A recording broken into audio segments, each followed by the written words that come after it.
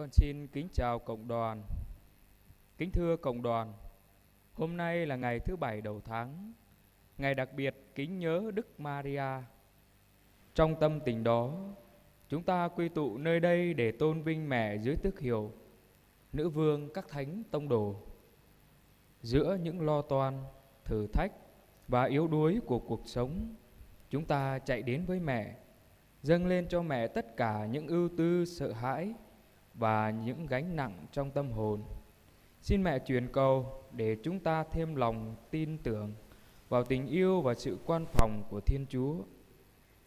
Giờ đây xin mời cộng đoàn sốt sắng khẩn cầu Chúa Thánh Thần đến thánh hóa giờ hành hương của chúng ta, để chúng ta biết lắng nghe lời Chúa và sống niềm tin cách sâu xa hơn.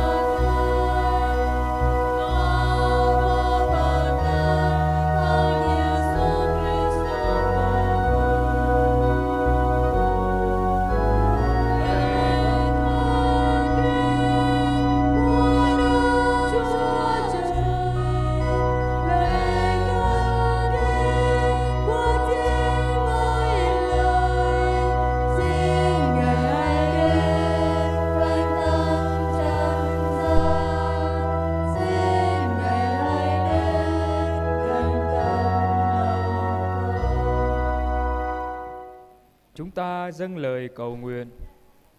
Lạy Thiên Chúa là Cha của chúng con cảm tạ Cha vì tình yêu thương vô biên mà Cha đã dành cho nhân loại, khi ban Đức Giêsu Kitô con Cha đến cứu độ chúng con khỏi tội lỗi và sự chết. Cha biết chúng con yếu đuối, dễ sa ngã và nhiều khi đánh mất niềm tin. Vì thế, Cha đã ban cho chúng con Đức Trinh Nữ Maria luôn đồng hành, nâng đỡ và gìn giữ chúng con trong những lúc thử thách. Nhờ lời truyền cầu của Đức Maria, xin Cha cho chúng con biết sống tín thác, trung thành và luôn vững lòng trông cậy nơi Cha. Chúng con cầu xin nhờ Đức Giêsu Kitô Chúa chúng con. Lời Chúa trích sách Công vụ Tông đồ. Bấy giờ các ông từ núi gọi là núi Ô-liu trở về Jerusalem. Núi này ở gần Jerusalem, cách đoạn đường được phép đi trong ngày Sa-bát. Trở về nhà, các ông lên lầu trên, là nơi các ông trú ngụ. Đó là các ông Phêrô, Gioan, Giacôbê, An-rê, Philippe, Tô-ma, Bartolomeo, Mát-thêu, Giacôbê con ông An-phê, Simon thuộc nhóm Quá khích và Giuđa con ông Giacôbê. Tất cả các ông đều đồng tâm nhất trí, chuyên cần cầu nguyện cùng với mấy người phụ nữ, với bà Maria thân mẫu Đức Giêsu và với anh em của Đức Giêsu. Khi đến ngày lễ Ngũ Tuần, mọi người đang tề tựu ở một nơi, bỗng từ trời phát ra một tiếng động như tiếng gió mạnh ùa vào đầy cả căn phòng nơi họ đang tụ họp. Rồi họ thấy xuất hiện những hình lưỡi giống như lưỡi lửa tản ra, đậu xuống trên từng người một, và ai nấy đều được tràn đầy ơn Thánh Thần. Họ bắt đầu nói các thứ tiếng khác tùy theo khả năng Thánh Thần ban cho. Xin mời cộng đoàn ngồi.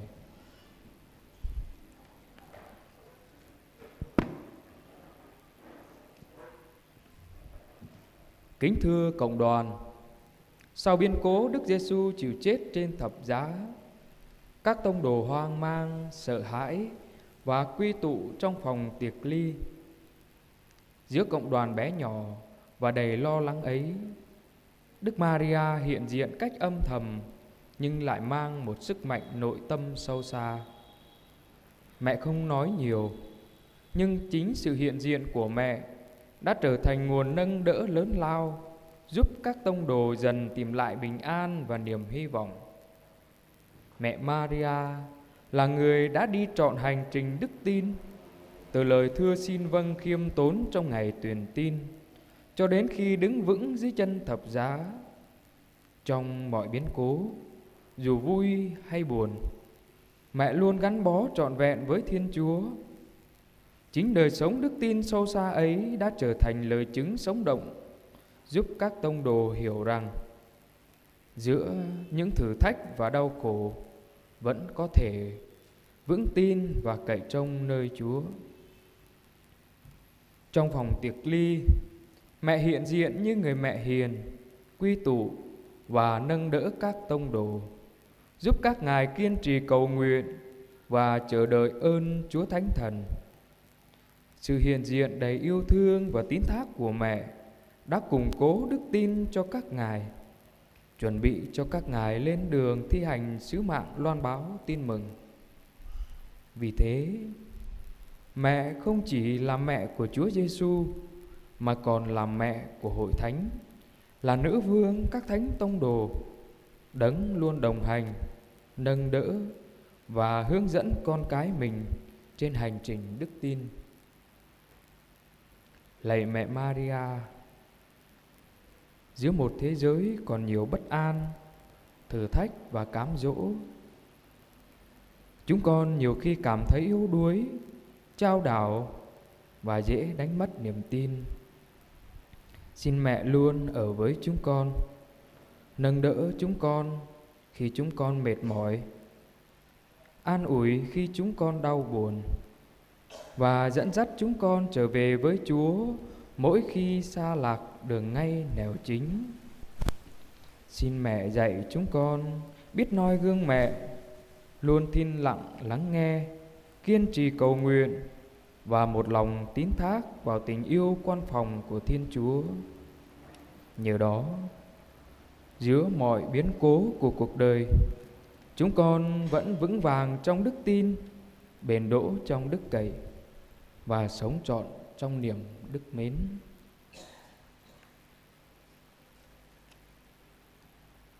Bani cơ khun chunum lai Giêsu khoa anh chay tanap bơi cơ dâu preka binh bô pranao hoa thoa hụi hang betum amang ani pong họa tút trnuit amang kra khun det anet hang hụi hoanh bạ play ami Maria tổ tom amang tlời rơi ắt sama bạc lại pran cơ tang telam pea nhu bu bơ hep lu ô sama tlời nhu tổ tôm chinh tlời kum prong rin chru prơi cơ binh bồ danao cự bu lay tlời renuk renoa tôm pran trang ramang ami Maria chinh một núi rơ bát tru lay Jalan đạo cứt mâng tlời nhu lọa gụ đọc ngọt cọ rơi giang hem bờ thầu rơi trú bơ lơm tinh tong cờ chấp trẻ cứ dâu bờ ca amang job tlời trú ma mơ ác bồ ta ninh rờ ngọt ami Maria tổ a hơ in job chen cờ khoa giang ate hơ tiếp đạo cứt telam anun ngạ gong chru bơi cờ bình bồ pranao tùy lướt amang kra tơi lông lằng hăng bờ ngót quạ át tùy đạo cứt cơ chấp hăng trang hờ mang cờ khoa ate amang ani pong họa tuyết trnuit ami Maria tổ car sacho ami yom plom betum hang bepu prơi cơ bình bồ pranao chru bơi prơi cơ bình cơ nhu kẹ phi yao lệ hằng tổ trang từ quan cơ bưng ai dòa ate Lê Ami Maria tổ tôm bạc lai cờ pran khắp á in bờ cờ chấp pran cờ nhu đạo cứt bờ prap prơi cờ nhu đi nào bơi trở lan khóa a đê bờ đạt nào bờ mự prơi tờ lê mơ ác lạ doa nương Ami Maria bù trợ Ami Giêsu khoa địch ô sa mơ chính Ami cờ khun chân nung mơ giang tầng chính Ami hợp bẹ cờ khun bình bồ đà nào bồ chồng ba na nào ru gít ba kun ana bơi chơ lan tạo cứ Ami Maria bầy lon tờ na tổ lù tờ lời rung răng lông lăng hàng lự black bình cầm ơi rệ mươn tờ tu rờ moan bờ bự mơ gơi hàng minh rồi nghe pran đạo cứt rồi cầu ý tổ lại thôn bình cầm ơi là nào gùm prơi lơm bình cầm ơi lết làn alum prơi lơm bình cầm ơi bờ ngót rạ hàng bà bình cầm ơi vọt lại hàng khóa tê rim vót trốt mừng chờ lan từ bạ rồi cầu ý và tô prơi cờ bình cầm ơi tôi cru ý tổ rơi át grab mự nà nào kẻ phị eo lại hàng xa á in cờ khoa giang a tê keng khắp vài lần khả năng bơi anun amang kra chóp mơ ta trúc amang tờ lời hơi tiếp bình cầm ơi tổ đạo cứt cái chấp trang hờ mang hờ in hờ tiếp keng khắp chóp chèl. Amen.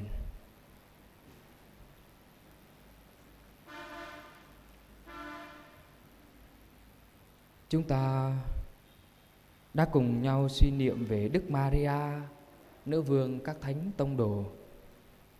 Giờ đây chúng ta cùng hiệp lòng cất cao tiếng hát để tôn vinh Thiên Chúa và bày tỏ lòng yêu mến của chúng ta đối với mẹ Maria. Hãy subscribe cho kênh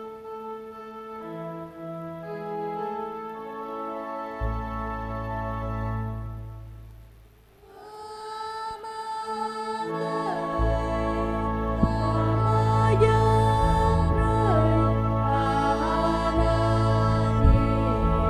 Mì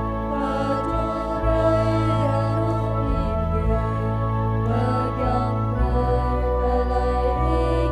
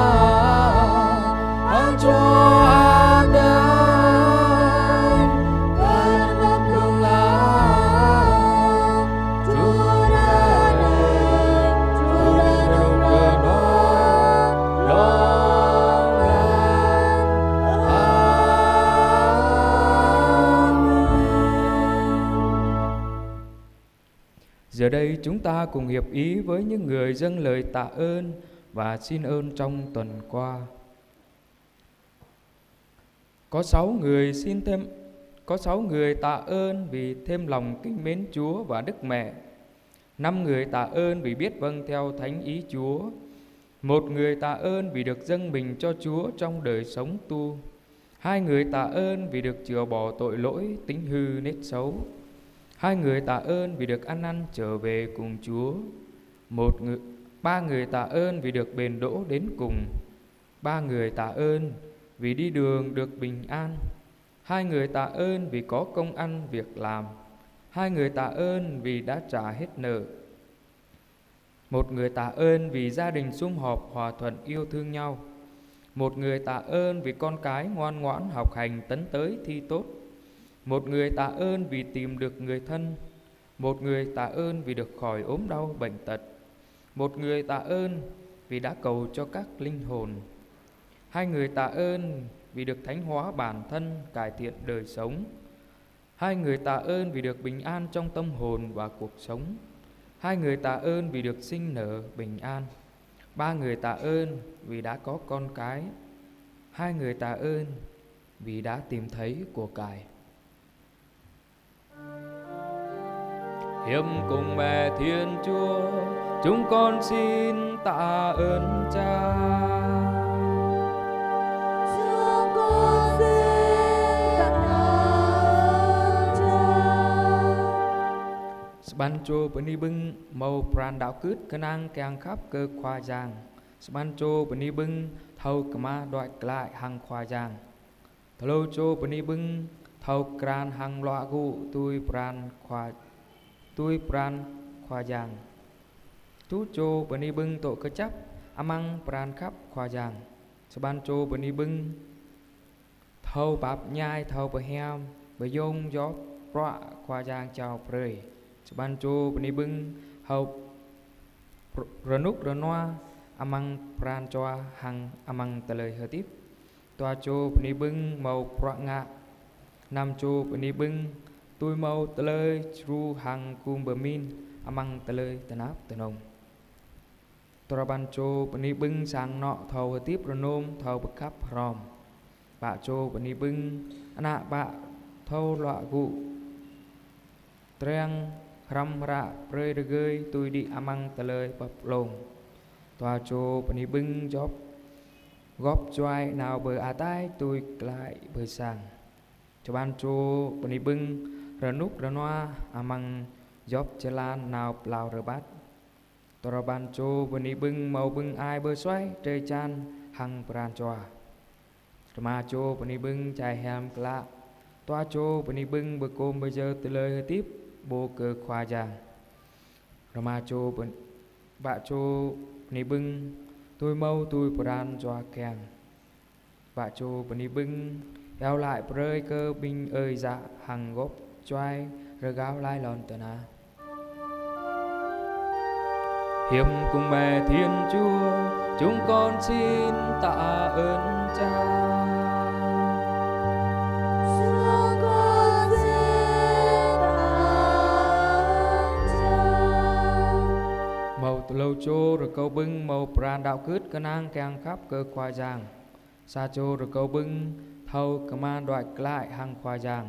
Sa chô rồi câu bưng thâu kran hang loa gu tôi pran khoa giang. Toa chô rồi câu bưng tội cơ chấp amang pran khắp khoa giang.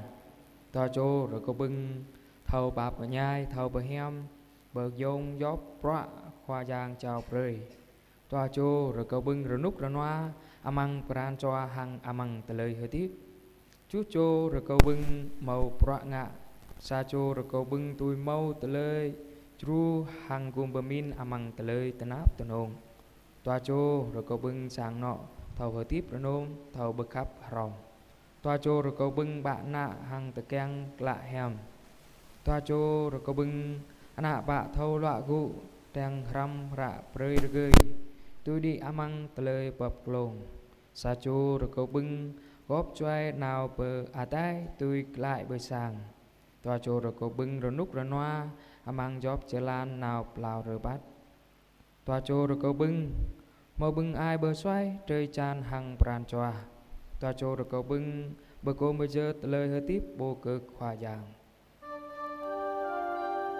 Nhờ lời Đức Mẹ chuyến cầu, xin Chúa nhậm lời chúng con. Xin Chúa nhậm lời chúng con. Có 6 người xin thêm lòng kính mến Chúa và Đức Mẹ. 2 người xin biết vâng theo thánh ý Chúa. 2 người xin chữa bỏ tội lỗi và tính hư nết xấu. 2 người xin ăn năn trở về cùng Chúa. 1 người xin ơn bền đỗ đến cùng. 4 người xin đi đường được bình an. 1 người xin có công ăn việc làm. 5 người xin mau trả hết nợ. 4 người xin cho gia đình sum họp hòa thuận yêu thương nhau. 5 người xin cho gia đình được bình an. 2 người xin cho con cái ngoan ngoãn học hành tấn tới thi tốt. 7 người xin khỏi ốm đau bệnh tật. 1 người xin ơn chết lành. 2 người cầu cho các linh hồn. 1 người xin ơn cứu giúp trong cơn gian nan khốn khó. 1 người xin ơn bình an trong tâm hồn và cuộc sống. 2 người xin ơn sinh nở bình an. 2 người xin có con cái. Và 1 người xin tìm thấy của cải. Nhờ lời Đức Mẹ truyền cầu, xin Chúa nhậm lời chúng con. Xin Chúa nhậm lời chúng con. Giờ đây chúng ta cùng dâng lên Đức Maria những đóa hoa tươi thắm, biểu tượng của lòng yêu mến và biết ơn. Mỗi đóa hoa nhắc nhở chúng ta noi gương mẹ, sống khiêm nhường, trung tín và luôn gắn bó với Thiên Chúa, để chúng ta trở nên những chứng nhân của tin mừng giữa đời sống hôm nay.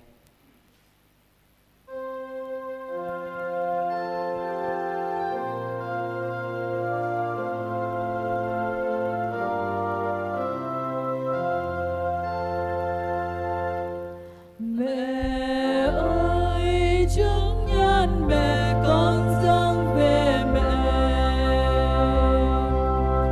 một tràng hoa mát côi và ngàn lời ca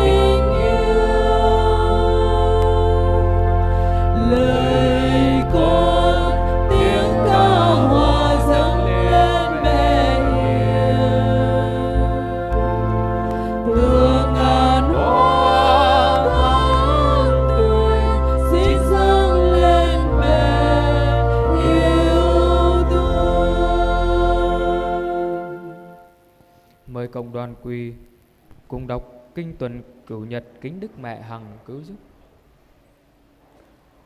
Ami anong kum juru ko dai re pa i ka ku re ko hang i ya ka i ya po amra mu hiap ko i ya po vai lang sang pung hiam khwa ate ya ka tale khwa ate pasit le yap pung arang mo leng ke meng tengan i pa pha pre rup bo mata i pa tor ka ko tui ane i ya ami Yesu khwa Iya ami tanap tap, tui pa tum telai tanap pabut ram hang tum telai tanap Yesu khwa, dama paching sang pung hiam patlai menui menam, iya ami menui menam, tu le kum juru vai lang bing kemai, kau cứ sit nik tôi anai, pengajua le mo pegang pre, kwa ate bului rai o.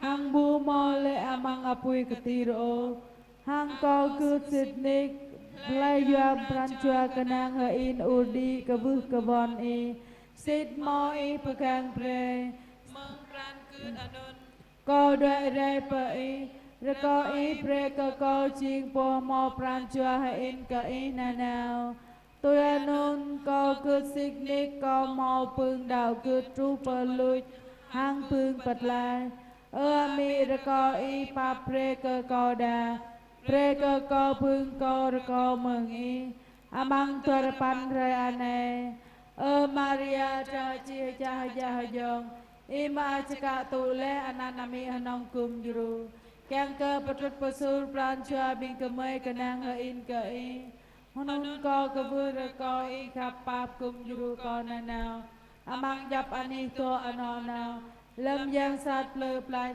lâm mo telai so lâm pup telai tanap amang telai hati hang pia ma nyo amang mung chit lo pran ami po tho khap pap re ko pre ko tho trang dai na pa na nào ko cứ Sydney ta ko trang dai na pa hanon nga pre ka chai mo nyap ko re ko pre ko pung yong phan này thâu trang yêu lại hàng na nào hang mo pran chua ganang ka kar hang anasang kyang ka mo hiap ko yo le dam kum juru ko na nào hang pre ka ko phung đạo cứt ka chap tru palu mi anong kum juru re ko pu pre hiam ka ko hang yo le kum pre ka ko tu ta ane hang lam mung chi lo pran amen mi anong kum juru re ko vai lang pegang bing po to ram ko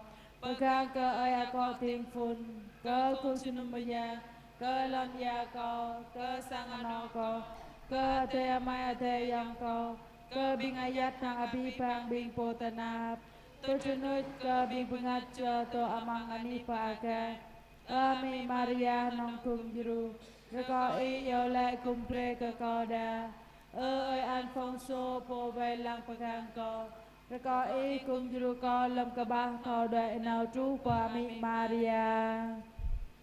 Giờ hành hương tới đây kết thúc, con xin cảm ơn cộng đoàn.